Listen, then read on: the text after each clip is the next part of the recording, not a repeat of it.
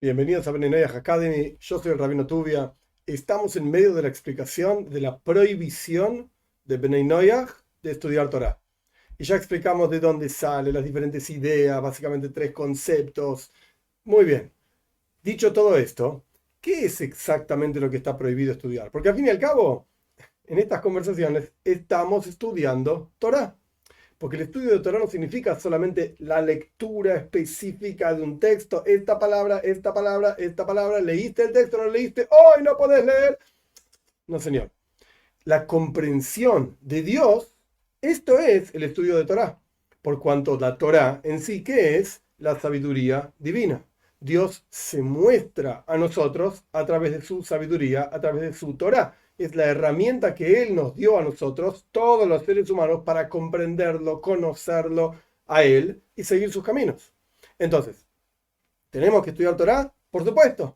Y de hecho, como ya explicamos, un Ben Noyaj, una Bas Noyaj. Ben es un varón, Bas es una mujer, que estudian Torah, lo que corresponde de los 7 preceptos de Ben Noyaj, es superior incluso, así dice el Talmud, en el mismo lugar donde dice que no se puede estudiar, es superior incluso a un sumo sacerdote judío, que es la persona, por así decir, más santa del pueblo, en el día más santo del año, que esto es Yom Kippur, el día del perdón, entrando al lugar más santo del universo entero, que es el Kodesh HaKodoshim, el Santo Sanctorum en el templo en Jerusalén cuando estaba construido. La persona que está estudiando Torah es superior a esto. Y no se aplica solamente a un judío, como ya expliqué.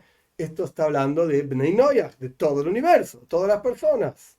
Entonces, evidentemente, debe haber cuestiones que está permitido estudiar y cuestiones que está prohibido estudiar. Y la realidad, contrario a todo lo que puede parecer, y después de tantas explicaciones y tantas vueltas que uno da para explicar las cosas, hay muchísimo más contenido que está permitido estudiar para Bnei Noyaj que contenido que está prohibido estudiar para Bnei Noyaj. ¿Y de qué depende esta cuestión de que esté permitido o esté prohibido? Pues de la comprensión, interpretación de una palabra en el Talmud. A partir de que entendamos cómo se entiende, interpretemos esta palabra, vamos a poder decidir, explicar y tener una idea clara de qué es lo que está permitido y qué es lo que está prohibido. ¿Y cuál es esta palabra en el Talmud? Muy bien, cuando el Talmud, y de hecho el Maimónides, el Rambam, que es quien legisla sacando las ideas del Talmud para enseñarnos cuáles son las leyes para Bnei Noyaj, etc., cuando el Talmud explica la prohibición para que Bnei Noyaj no estudien Torah, utiliza la palabra Eisek.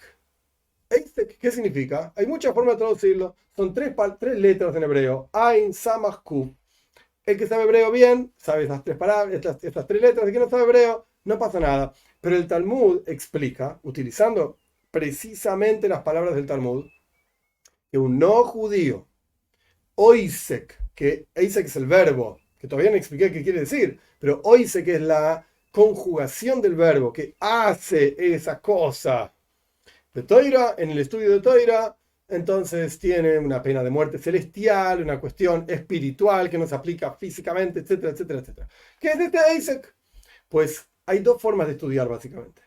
Una forma de estudiar es limud, ese es el verbo en hebreo, en Lashon Kodesh, de la lengua santa, para hablar del estudio. Limud HaTorah es el estudio de Torah. Y otra cosa es Eisek HaTorah. Eisek representa un esfuerzo en profundidad y en amplitud, en longitud, etcétera, del estudio de Torah.